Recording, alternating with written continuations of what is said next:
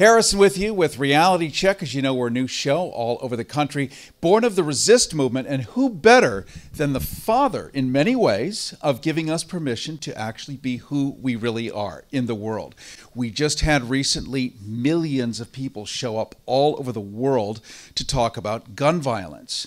And the good news, as you, Alan Grayson, run again to be Congressman of the United States representing Florida, is that there are youths, whatever the plural is of a youth, something like that, by the tens of millions, all of whom are going to be registered to vote. And we have a sense how they may not be voting and which party they may be registering to vote for. Well, this is very exciting, and it's exciting for one reason specifically, which is that the whole modern thrust of political dialogue in the country has been for many years from Fox News, from the right wing, from Rush Limbaugh, saying it doesn't matter how you vote, why do you even bother? And the voter suppression helps to feed into that. What we're hearing is that the youth of America does not accept that. They recognize that the future is their future. They recognize that in a democracy, they control the laws, the rules by which we all live, and they're going to participate. And it was an open question. For years, there's been a sense of anomie. Anomie has been the enemy.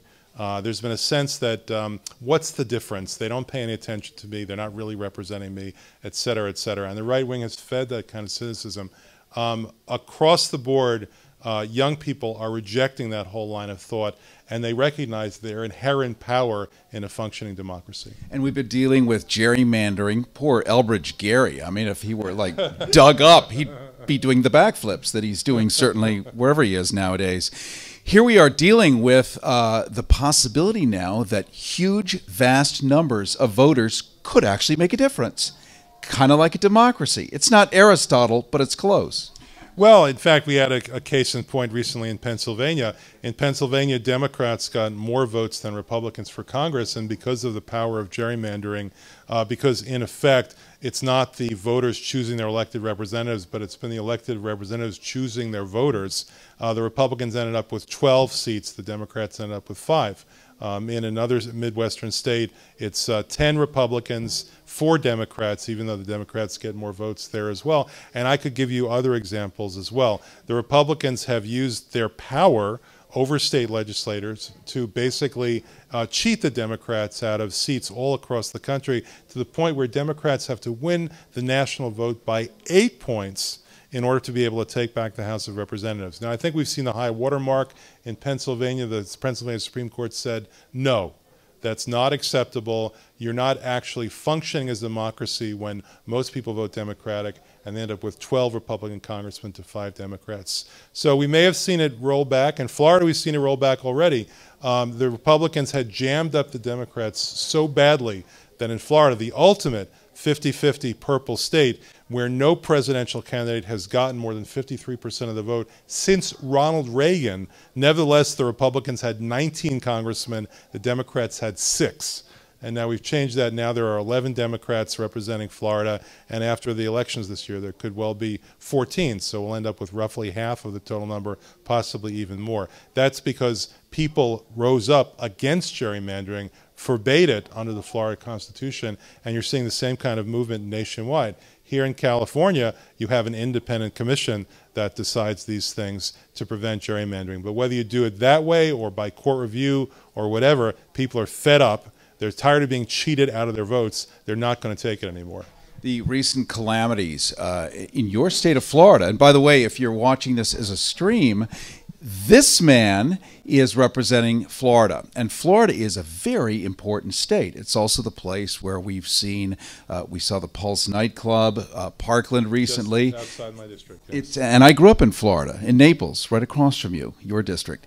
And so here we have this situation now where you guys, as always, are a very important state. And you're running to be in a very important state. Then you end up in Congress. You'll be standing there next to Donald Trump at some point. Oh, boy.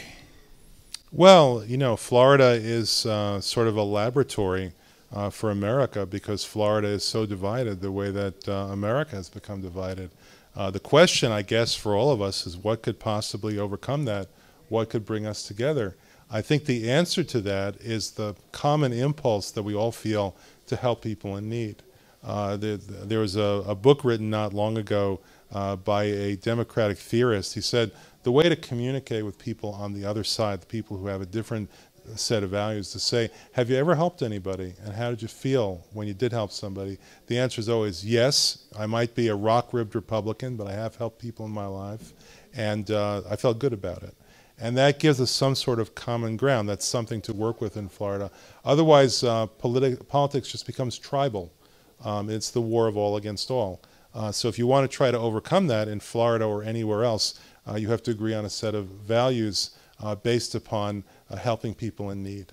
I would imagine, and I can neither confirm nor deny whether I'd like to see you in Congress again, because I have to walk a very careful line, but I would imagine the tens of thousands, if not hundreds of thousands of kids that are dealing with the issues in Florida and the gunplay, you are the solution. You are the soothing emollient to their particularly chafed spirits right now. And if they know about you, and they actually do, as they talked about, when people come out of the Publix grocery store, we're going to sign them up to vote. When they get in out of their car, when they shave, we're going to sign them up to vote.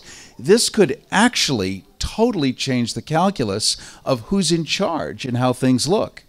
Well, that's true. You're referring to something that we discussed before we were on camera, which is the enormous effort that we've made in my district to actually help people to vote. And we've made enormous progress in that regard. The turnout has grown astronomically in my district, and we do it two different ways. We do it mechanically. We want to make sure that everybody's registered to vote, that people who want to vote at home by mail have a chance to do that. But in addition to that, we give people a reason to vote. I want people to understand that that the choice in politics is meaningful, that you actually get to choose your future through your political choices, through your vote, through participating in the political process. You are determining your own future, whether it's going to be good or bad. And again, this is a way that helps to bridge the gap that exists in Florida and everywhere else. I want people to understand that a vote for Alan Grayson is a vote for a particular future that's better for ordinary people. Let's describe that future in a nutshell, and we'll pull this out and make it a clip, and that will be the thing that repeats forever in people's head. Well, I'll give you an example of this. I put on our local ballot paid sick leave. Paid sick leave is something that's unusual in Florida. Hardly anybody has it. I put on the ballot in Orange County, and we won 58% of the vote. That gives you one example of a concrete difference in people's lives. It's shocking to me. I have 5 children who are in public school. When my children are sick, I get a call from the school saying, you have to take your kids home, and I take them home.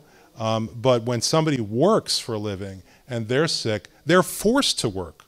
It's not that anybody can call and take them home. They're literally forced to work. So we have a very counterproductive, inhumane policy in that regard. Just to give you one example. To give you another example, I marched with the Disney workers when they were fighting for a $10 minimum wage. And then they got not only a $10 minimum wage, but they got a 20% raise for the poorest paid workers at Disney World because they belong to unions. And I went on the local TV stations, and by the way, a lot of Democrats, unfortunately, will go out of their way to avoid any association with unions.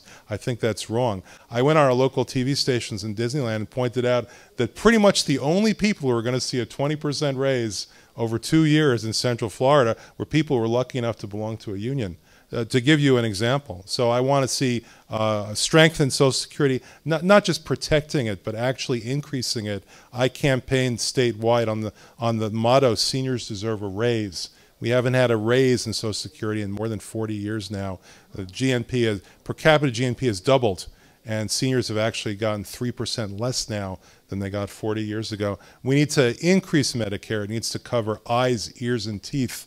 I introduced a bill called the Seniors Have Eyes, Ears, and Teeth Act, in case there was any doubt about that, and it's quite an anomaly that Medicare doesn't cover eyes, ears, and teeth. So in general, we have to elevate the standard of life and joy that people feel at every stage, whether they're children, whether they're in working age, whether they're seniors and retirees, and so on.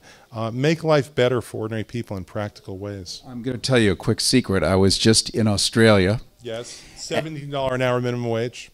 And they have this stuff called sleek light rail. And as you're standing there, one of these sleek light rail trains comes by full of people. And affordably, they can go long distances on that, like 60, 70 miles, as a matter of fact, for one price. They also have Band-Aids for all. So if somebody is bleeding, they get a free Band-Aid. If their arm breaks, they get it fixed. And this is part of what they compel their government to do. And they're not ashamed. You go to Switzerland, Germany, France, Italy, Spain. They're not embarrassed to see a nice choo-choo train go by full of people. They don't wince and blush because somebody's getting a heart operation so they don't die. This is a progressive way of thinking. And the Swiss are not layabouts, by the way. They have a pretty high standard of living, and they have this kind of weird idea of equality, and it actually works. This seems to be your vision, too. Well, I'll tell you, I love America. You can tell from my tie and my watch also. But if we love the place, we can make it better. I'll just tell you that I went to Norway about 6 years ago. Donald Trump is one of his favorite countries. I hurt myself very badly. I went inside an ice cave and I fell right on my back. They took me to the clinic. This is a town of 3,000 people.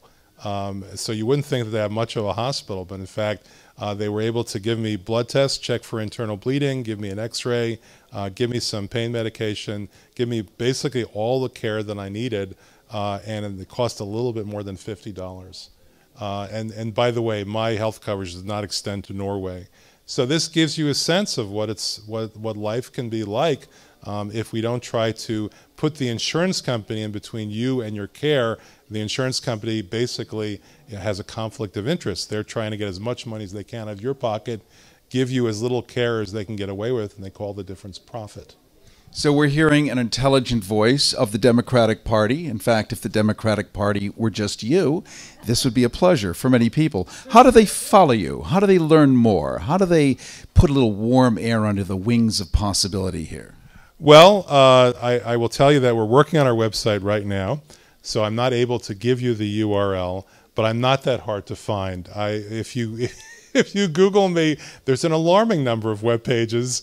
Our YouTube channel has 50,000 subscribers. My Facebook page, which is a good place to start, has 175,000 friends. There are 400,000 web pages that have my name on it, more than any Democrat in Congress other than Nancy Pelosi. So I'm not that hard to find, and thanks to you, maybe we'll keep it that way. And we're sitting in a chair because he's 6'4". So you know what happens when tall people get in power? Things work.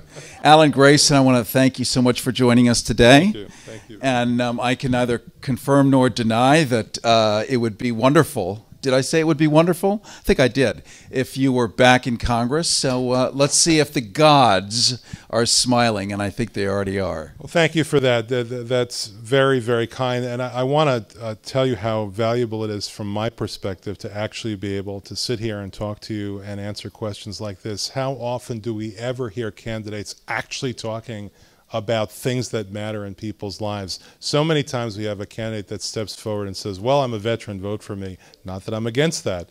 We have somebody who steps forward and says, I'm X, vote for me. I'm an astronaut, vote for me. Whatever it might be. That's not the way it ought to be. It's not about us, okay? It's about what needs to be done to make America a wonderful paradise for everyone and to be champions of justice, equality, and peace. Yay. Former Congressman Alan Grayson, once again running to be congressman, representing the state of Florida, one of the most important states in the world. In fact, the globe looks on, however it works there, and he has passed over 121 pieces of legislation, probably the hardest working congressman you'll ever meet, and guess what? Soon you will meet him again. Thank you.